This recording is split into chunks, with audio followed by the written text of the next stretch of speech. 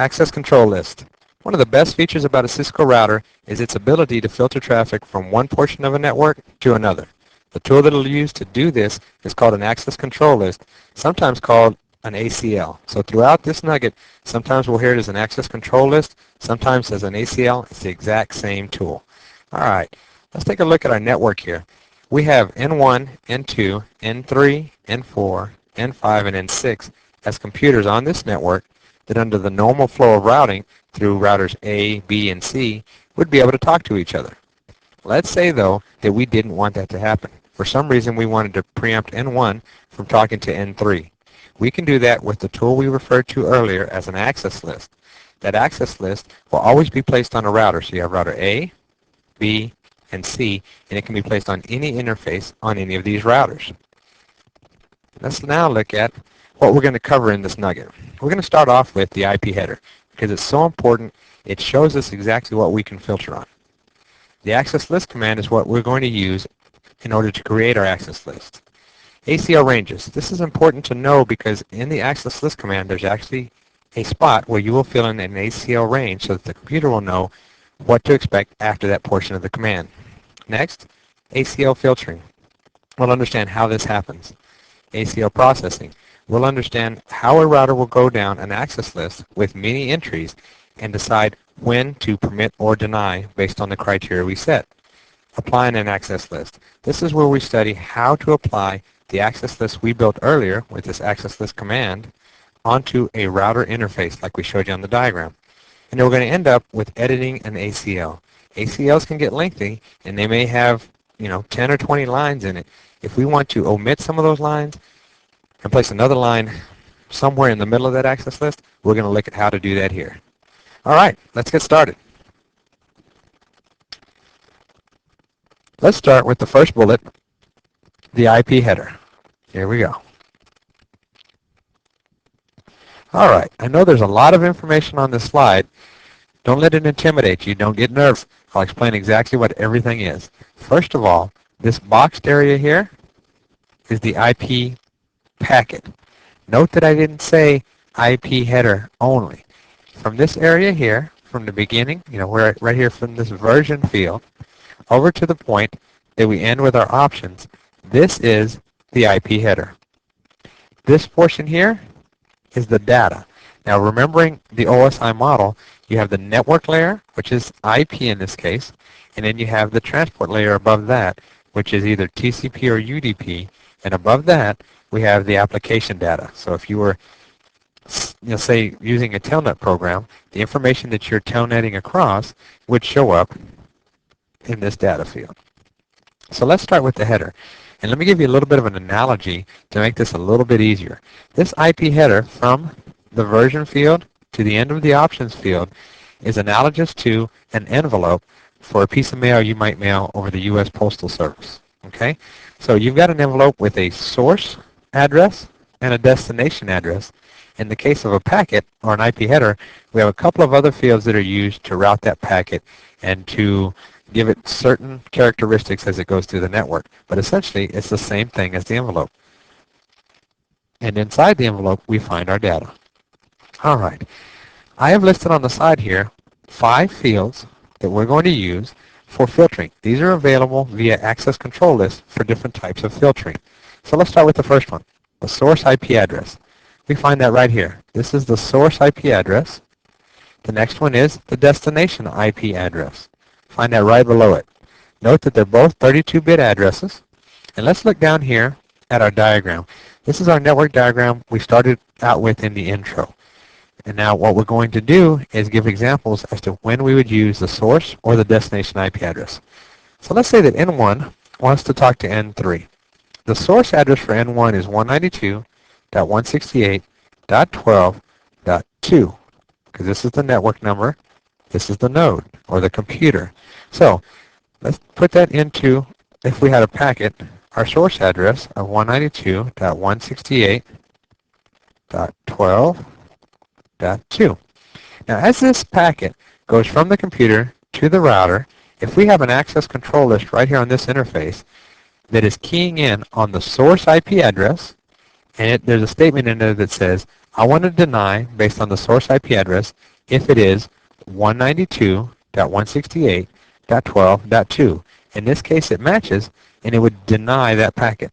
Now remember, any option we put on there, either deny or permit, is what this access list is going to carry out. So now let's switch over to the destination IP address. All right, in this case, let's say that N3 is trying to talk to N1. So just the opposite.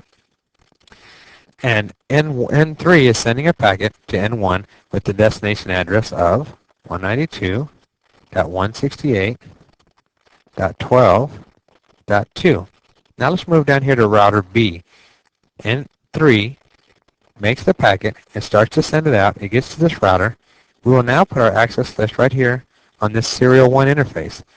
As that packet tries to go out that router, it's going to match it against the access list, and it's going to say, if the destination IP address is 192.168.12.2, let's deny that packet. And that's exactly what we'll do here. All right, so those two are pretty straightforward. Source IP address, destination IP address. The next one is protocol type. Okay, this is a little bit different. What you're going to find here is protocols like, let me list them here, IP or TCP or UDP or ICMP, and the list goes on.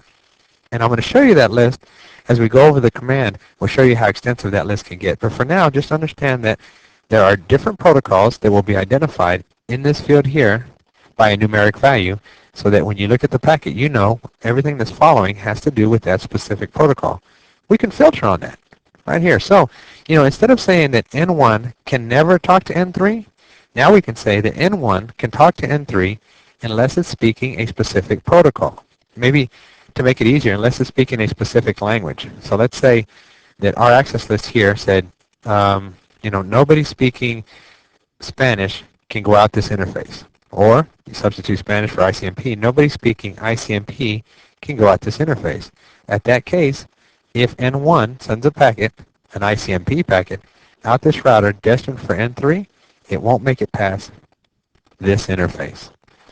All right, now the next two, source port and destination port, this is where we feel like maybe we're hunting for Easter eggs, because if you look at all these fields, nowhere does it say source port or destination port. So I'm not trying to trick you, but keep in mind the IP headers from here to here, these two fields are actually in the TCP or UDP header, because it's the transport layer. So like we talked about earlier, this IP header is the envelope.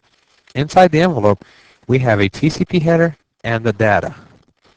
So the first 2 bytes in the TCP or UDP header are the source port number. So let's just essentially say, let's say this portion here is going to be the source port number, because remember, port number is at the transport layer. And then the next 2 bytes in the TCP or UDP header are the destination port number. So the next section is destination. We can use these in the same way we use the source and destination IP address to stop traffic with access list. So if a packet is coming from N1 to N3, it's a TCP packet, and it's using, let's see, for the sake of argument, port 21, so it's FTP. It'll go to this point here, it'll say no FTP is allowed because port 21 for TCP is FTP, and it'll drop it. Same thing if that was the destination port. All right, so, it was a lot of information, but it's pretty straightforward on the things that we can filter on. So let's move on to the next section. You know what? Before we go, let me show you this in the router. All right, I'm going to pull up my router. Let me log in. Get into the privilege mode. And enter into conft, which again is the configure via terminal. Once I'm into the conft, I'm going to type out the command access list 100 permit. I know you're not really familiar with this command as of yet. It's the next section where we're going to cover it in detail. But for now, bear with me. I'm going to show you where we can fill in some of these IP header fields within our access list. So we're going to do that. And I'm going to go with the magic question mark. I love this because it shows you all the options available at this point in the command. All right, here we see it.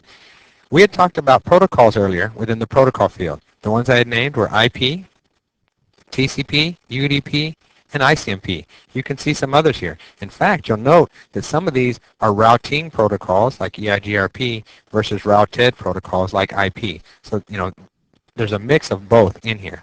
So excellent. Let's say, for the sake of showing you this command, we're going to opt for TCP and move on and go with the question mark again. Just as we had stated before, it wants a source address. It actually should state source IP address. You can opt for any or a specific host, but this is the source field. So for the purposes, again, of our example, we're going to opt for any and move on to the next field. This is where they want the destination IP address. Same options of any or host. There are some other ones here. I'm not going to ignore these options. It's just if I type any at this place, type in the question mark, we'll see them show up here. And this is where I'll explain them. This is where it gets really cool, because this is the portion where we're going to use the TCP or UDP port numbers that we spoke of out of the transport layer header. So let's see here. We're going to start with EQ. It stands for equals. So match only packets on a given port number, or this exact port number. The syntax of this would be EQ space, let's say 25 for SMTP, because that's the port number. The next that I want to cover is greater than, or in this case, match only packets with a greater port number than 25. So it would match 26 on up. Another is lower than. Again, if we use 25, it would match below 25. A range. This can be 1 to 1024, which is all the well-known ports that are available for TCP and UDP. You may want to block them and allow just return traffic above the well-known ports. Now you see there are some other commands in here that we can issue. Let's look at them for a moment. Log, we're going to log an entry. Log input, we're going to log including the input interface. Precedence. This is a field in the IP header, and if you go back a couple slides, you'll actually see that. What you need to understand, though, is that field is not used. It's 3 bytes within the type of service field. The first 3 bits, and it's not used. Next, type of service. Although it is used, there's only 4 options there, and I have never seen it used in a real-world access list. So not as important. Understand that it's available, and if you need it, you can look at those 4 options. Beyond that, we have the established. The established command is used with connection-oriented protocols like TCP. Right now, let's just table that command and say we're going to discuss it later, because in another video we have it to where we understand how a connection-oriented protocol works and how the established command with an access list will help us in that scenario. All right, I think that's it for our access list command. Now we can move on to the next section. Excellent. All right, so far we've covered the IP header. Next we're going to move into the access list command. Let's take a look at that. Here it is. Access -list. That's going to be standard in every ACL that you enter. That's always going to be the same. The first option comes in, the range. As you can see, I've listed 5 sample ranges here at the top. They affect different protocols. Some can be IP, some can be IPX, and some affect each of those protocols in different fashions, standard versus extended. Here's the numbers. Standard IP, 1 to 99. Extended IP, 100 to 199. Standard IPX, 800 to 899. Extended IPX, 900 to 999. And the SAP IPX is 1000 to 1099. I've listed these 5, not because they're the only choices in the range, but because we are going to cover these specifically later on in this nugget. All right, the next option that you have is permit or deny. The only 2 choices. We're either going to permit based on certain criteria or deny based on certain criteria that will follow this portion of the command. The reason I don't go any further is because this command is going to change dependent on the range or the type of ACL that we're configuring. Let's look into the router so we can see how this is applied. Let me log in first and get into the proper privilege mode. Config T. This is where we would actually type in an access list command. Access-list, always going to be the same. Let's work the question mark here, and we see our options. As you can see, like in the previous slide, 1 to 99, IP standard. 100 to 199, IP extended. Here we'll see our SAP filter, And down here are two IPX filters, standard and extended. You do see, however, all these other options, and I just wanted you to be aware of them. There's actually 1 to 1299 is the actual range that can be put into this next field, and it has different effects depending on what you want to do. So let's go ahead and jump with 99 into this command, type the question mark, and again you see, as we stated earlier, the only options you have are deny or permit the specific traffic based on a criteria you're going to set forward in this access list. That's it for access lists. Now we get to move into ACL filtering. This is the real power behind ACLs. Let's do it. All right, here we go. ACL filtering. We're going to start off with a reminder of the access list command. We have the access-list, as we always do. We're going to opt for 99 this time, which means, now that we've gone through the ranges, a standard access list. We're going to permit. We're going to key on the IP address of 192.168.1.1. And now we get into our wildcard mask. Now this is the power behind our tool. If we say the access control list is a tool, this is the power of that tool. This is what we use to decide what we're going to filter on within this IP address. All right, an important note here, all 32 bits of an IP address can be filtered. Okay. What we want to know in this wildcard mask is a 0 equals must match, a 1 equals ignore. This is just the opposite of what we found in subnetting. Remember, the opposite was true. When you had a 1, that value was turned on, and when you had a 0, that value was turned off. So just keep in mind that we're doing a little bit of a flip.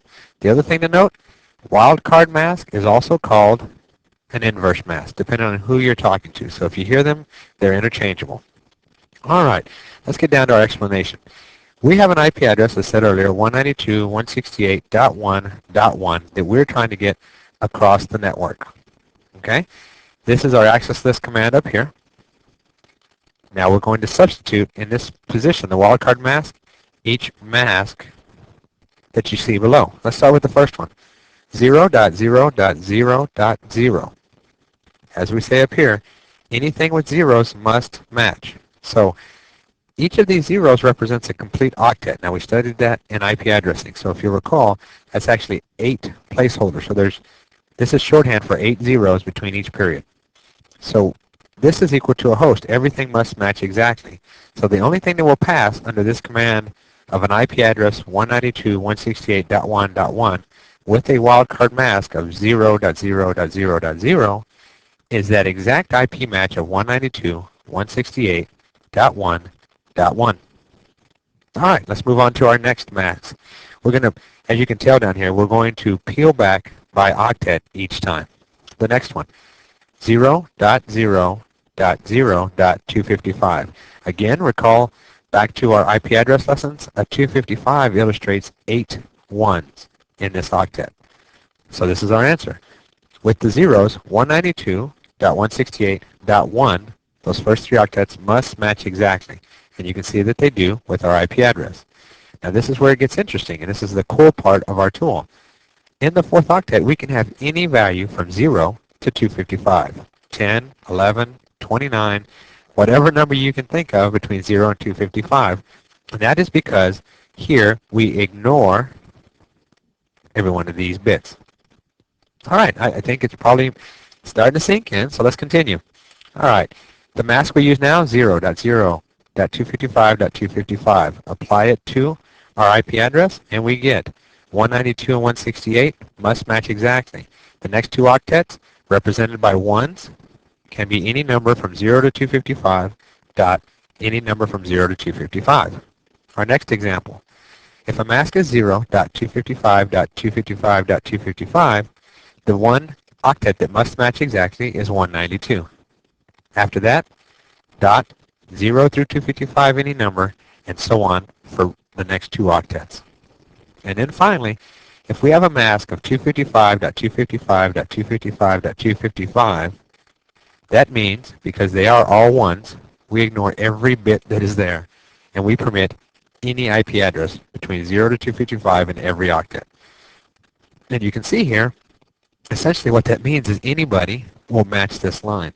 And you use that for a permit, if you want to permit everybody after a couple of lines of deny, or the other way around. After a couple of lines of permit, if you want to deny everybody, you would use this any command. And there is a shorthand in the router to let you do that. And as you see up here, same for the host. Recall when we were looking at the the access list command a moment ago, you did see these shorthand options available, and we used one in our examples of any. All right, let's drive this home a little bit. Here's an example. First of all, let's start with our command. Access-list 99, standard access list. Permit is going to be our action. Again, permit or deny are the two choices. The IP address that we're going to use as a key is 192.168.17.65. What I've done is I've put the binary equivalent here on this line. This 8-digit representation for binary equals the decimal 192. This 8-digit representation equals the equivalent of 168 in decimal. This is 17, and these 8 digits equal 65. Recall from our IP addressing how that works. If you don't, I'll give you a quick example. Remember, these places are 1, 2, 4, 8, 16, 32, 64, and 128. So the two bits that are turned on are 128 and 64. When you add those up, 192. All right. The next important piece, and again, the fire behind our tool, is the mask. Our mask is going to be 0.0.255.255. All zeros in the first octet, all zeros in the second octet, because we see them here. .255, that's all ones here. And the reason for that, just a quick explanation again, the placeholders are 1, 2, 4, 8, 16, 32, 64, 128. Add all those together because they're all turned on, and you get a decimal value of 255. Same thing for the fourth octet. All right, so let's obey our rules that we printed earlier. A 0 must match. So bring everything with a 0 in the mask down. And the same thing here. These are all zeros. Dot. There are no zeros after this, so we don't need to bring anything down. Only the masked zeros do we bring down. So this is our access list command. This is the IP address that we're trying to get across that access list as a source address. Let's look at it. 192.168.1.1. The binary equivalent I've written out. This is 192 as it was up here. This is 168 as it was up here. Now it's a bit different. This is 1 and this represents 1. Now our mask is exactly the same. We're still using the 0.0.255.255 and you see that here. So let's match the zeros. 1, 1, 0, 0, 0, 0, 0, 0. Because all we're doing with these zeros is bringing down exactly what we see in that IP address. 10, 10, 10, 10, 00, dot. These are all ones, so we don't have to worry about it. Once the computer has done this, you ask one question, one simple question. Do we have a match? Is this value right here equivalent to this value? Yes, it is. And because it is, we follow through with whatever action is in this line. That's too cool, isn't it? I mean, that's as simple as it gets. This is the long form of what the computer is doing. You know, I love that when you actually know what's going on behind the scenes. All right, that's pretty straightforward. We're going to try another example now. Our next example is going to be a bit more tricky. All the concepts are exactly the same, though, so stick with me. All right, you see our command again. Access -list 99 permit 192.168.17.65. So above, so far with this IP address is exactly what we saw in the last example. And we'll see that here. The 192 binary representation, 168.17.65. This is where it gets different, is our mask. This time it's 0.0.16.64. So let's look at that. 0 is all zeros. Again, the 16, only the 16th digit is active. So again, with our placeholders, 1, 2, 4, 8, 16, it's on, 32, 64, 128. This is a value of 16, and this is the value of 64. So let's obey our rules and bring down everything that is a mask of 0 from the IP address. So 1, 1, 1, 2, 3, 4, 5, 6, 1, 0, 1, 0, 1, 0, 0, 0, dot 0, 0, 0. We're not going to bring this down, and the reason for that, I'm just going to leave it blank, is there's a 1 there. 0, 0, 0, 1. You saw we brought that down from the IP address. Dot 0. This is blank because it's a 1. 0, 0, 0, 0, 0, 1. So let's finish that 0 there. All right, we do the same thing down here. The same IP address we tried to pass earlier, we're trying now. 192.168.1.1. Binary representation, 192.168.1.1. The mask, exactly what we saw up here in the mask, we have down here. So let's work this out. For the zeros, again, we bring it down. 1, 1, 2, 3. 1, 0, 1, 0, 1, 0, 0, 0. 0, 0, 0. Ignore this place. 0, 0, 0, 1. Dot. 0. Ignore this placeholder. 0, 0, 0, 0, 0, 1. All right. Then the computer simply asks itself again, does this number match this number? And they match exactly, and we pass the traffic, because in this case we are allowing a permit. See how crazy that mask is? And it's not as easy as zeros and 255s only. We have these bits in the middle of our octet being ignored. And that's why the key was on the first slide. All 32 bits in an IP address can be turned on or off, ignored, or paid attention to based on this mask. You can get into some wild, wild configurations. Just take care that you don't do that often, because it's an administrative nightmare if you do. So use your access list wisely. In some cases, you might have to do something like this. And if you do, administer that access list on your own. Because as soon as somebody else comes in and takes a look at it, there's a great chance that they're going to get confused and make a mistake. All right, let's go on to our next topic.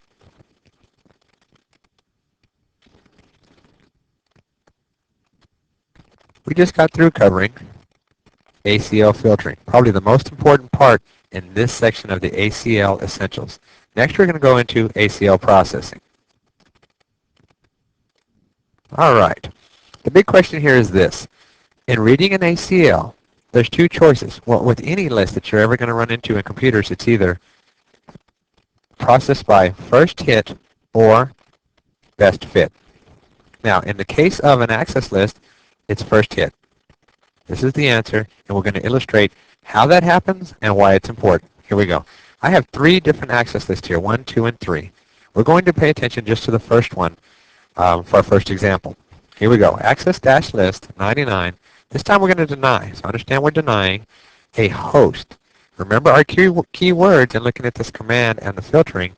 If you have a host, it's really the equivalent of writing out 192.168.1.1 as an IP address, and then the mask 0.0.0.0. They save you a little bit of writing by allowing you to put down the keyword host. And it just makes more sense, too, as you're reading these access lists. The next line, access-list 99 permit anybody, which again is a shortcut for 255.255.255.255. Okay, this is our access list.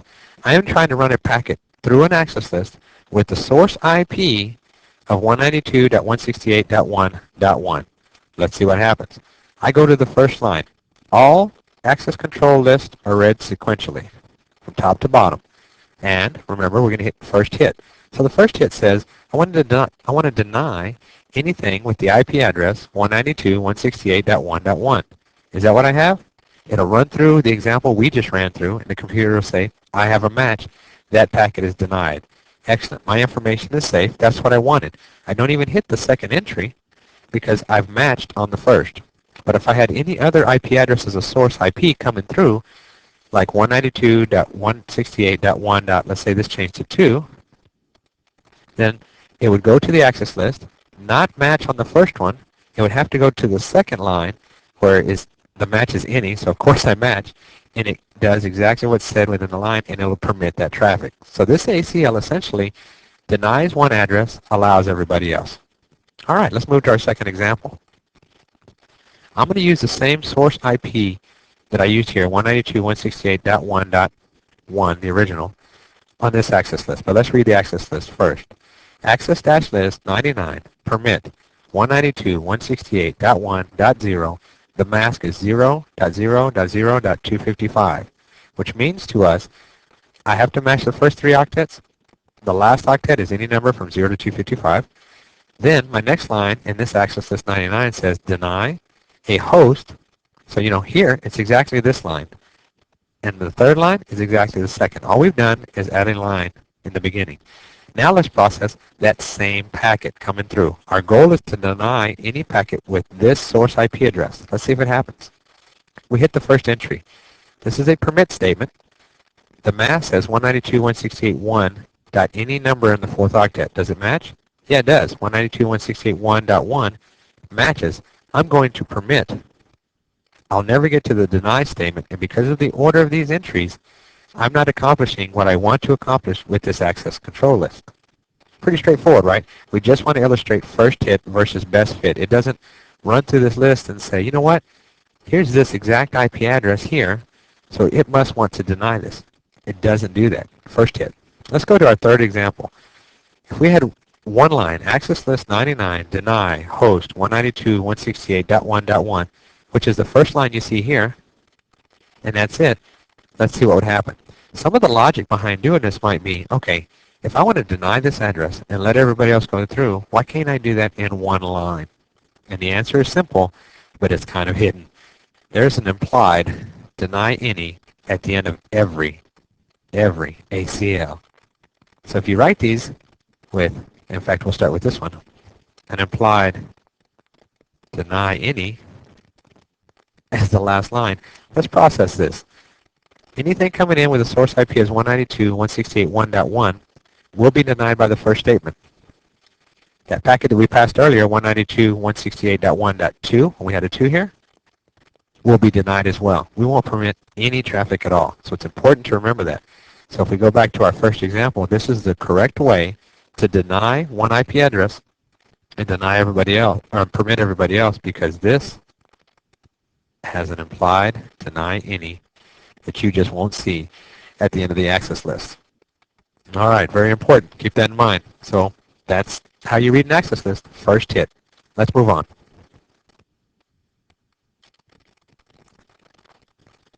Applying an ACL to an interface. This is our next subject. All right, the first thing we're going to have to do is understand what command is used to apply an ACL to an interface. And we find it here. The command is IP access -group, then a number, which is the number that we assigned in our access list. So the examples we worked on the previous whiteboard were 99. We could type in 99 here, and we're applying all those access list statements to this access group applied to an interface. And then we have a choice of whether that's applied in or out. So let's look at why that would be important. Let's pretend this box is our router. Our routing logic sits here in the center. Each interface, E1 and E0 in the case of this example, E standing for Ethernet 1 and Ethernet 0, have an option of traffic coming in or going out, and the same thing here, coming in or going out. We need to tell our access list which way it needs to be applied with the access group command, either coming in or going out. And that's the purpose of this statement. Understand that the default direction, if I didn't include either one of these words, if I just stopped at the number 99 and hit enter, the default for the direction is outbound. So here's the default here, and here's the default here. Let's move into the router and take a look at this actual command and how it's applied. Here we go. Actually, before we move on, we're going to move into the router, but one thing I did forget to mention is this IP access group command is a subcommand. Now, if you recall from our conversation that we had when we ran over iOS basics, two types of commands. One is a global command. This affects the whole router, the entire router, and then subcommands that are beneath global commands. That's what this is. And the reason for that is, look at what we're doing, applying an ACL to an interface. So the first thing we have to do is use a global command to define an interface. So if we were in config T, I would type something like interface E for Ethernet 0. Now I'm in this interface here, and I can assign my ACL to that interface. Now we can move on to the router. Let me log in.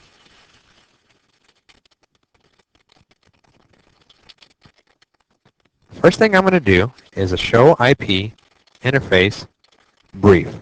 This is a command that's going to show you all the interfaces on your router. A very key command, and I would remember this and use it in your daily work. What we see on this specific router is we have Ethernet 0 as an interface, Serial 0, and Serial 1. Ethernet has an IP address assigned, and it's up and up. So everything's ready to go on that. Now let's type in a command that's going to show us our access list. This will show every access list on the box. We have one, access list 99. Okay? These are the lines here within access list 99 that is a standard IP access list. I know this looks kind of weird. I mean, this isn't the format that we put this in, right? So why does it show up there? Let me show you something. If we do a show configuration, what we're going to see is our access list here in the format that we originally put it in. So it does save it that way in the configuration file, but when you do a show access list command, just remember it comes out a little bit differently. Let's move into config T and make our changes. The first thing we're going to do is use the interface that we saw, interface E0. Now we are in a config interface subcommand. This is where we apply IP access group 99. Now, we're going to go to the magic question mark, and this is to illustrate what we had mentioned before. You can go in, you can assign it out, or you can simply hit return, and it's going to default to out. All right? So let's do that. It's an out. Once we've done that, let's get out of config T with the Control Z, write this to mem, which is saving from our regular RAM to NVRAM. Once this is completed, we're going to do a show config again and see that on our interface this is assigned now. All right, let's look at E1. Oh, I'm sorry, E0. IP address, that was already there. Now check this out. IP access-group 99 is out. So it shows you the default out. And everything in that access group is now applied to this interface. And here's the access list. Isn't that just cool? That's as easy as it gets for a very, very, very powerful tool. All right, let's move on to the next section. The next section is actually our last section in this nugget. So we're going to stay right here in the router, and I'm going to ask you, do you see anything odd in this access list? Take a look at it for a moment. What it is access list 99 deny, and then this subnet at the end isn't really needed because if you remember, there's an implied deny any. So everything would be denied, so it's not needed. But through the course of this material, you can't see the implied deny all. So I included this just to make points earlier in this nugget. But now, in a real-world situation, what we would normally see following this deny line is a permit any. And because we're going to talk about editing ACLs, it's perfect timing. Let's do that. Let me get myself to a configuration prompt. And what we're going to do is add to access list 99 a permit statement of any. And let's see what it does. All right, Control Z. And let's show the run. This is our running config. And what we're going to see is it did add the line. Here's the access list. And it added it to the end of the access list, which is great in our case. But let's say we wanted to add another line. We made this access list and we said, you know what? I actually want to deny another part of a packet. So we want to include another deny line here. Let's try to do that. Okay, access dash list. This time it's going, or it's still 99, but this time it will be a deny statement. And let's deny, let's see, just the whole 192 range, 192.0.0.0.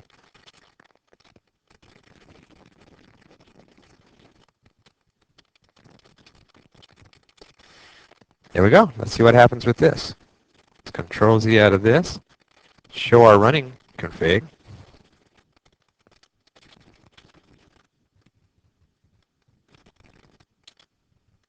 All right, very interesting. Look what we have now in our access list. Remember we talked about access lists operate on a first hit basis. this deny statement was appended to the end of the access list. Because the permit any statement is before it, it has no effect. So when we're editing ACLs, if you want to add a line and you need to add it at the end of the ACL, there is no problem there. If you need that line added anywhere within the ACL, you can't do it. And in that case, you're going to have to rebuild the ACL. But let me show you something else. Let's say, okay, we looked at this access list, and that last line just didn't fit where it's supposed to. I want to get that line out. Let's try that. Again, into the configuration mode. No. And this time I'm just going to highlight this line, copy and paste it, and hit enter. It took that entry, right? So what we would suspect we would see is probably an access list like this, without the last line. Let's see if that holds true.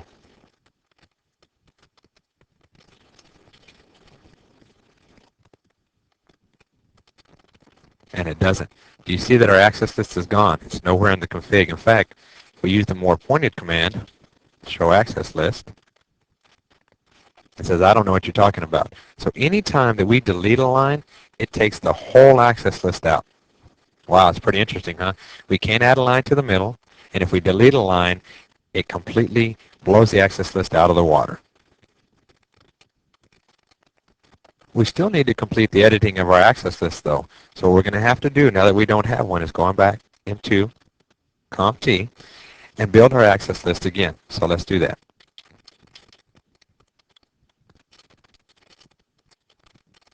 Access list 99 permit, again, our first line was 171.16.32.5. We're allowing that. And I'm going to go through a little bit of shorthand as we do this. With the up arrow, as you recall in our iOS basics, I can bring myself back to the prompt that I need to be at to build these a bit faster. 192.168.1.0, oops, .0.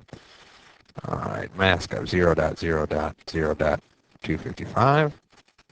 Picture that. Bring it up.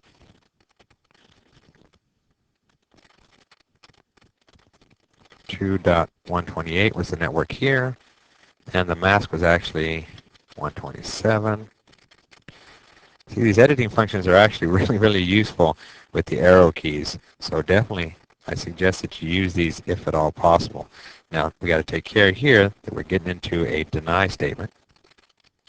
If you recall our original access list, 192.168.0.0. All right, now this is the new line that we were trying to add earlier. Again, we couldn't do it. We couldn't slip it in the middle, and we could not edit it any other way either. So I'm going to take the whole network, denied, adjust our mask accordingly, hit enter. Now we have our new line, and then the last line is going to be our permit any that we added earlier. Now we have it. All right. Let's show this.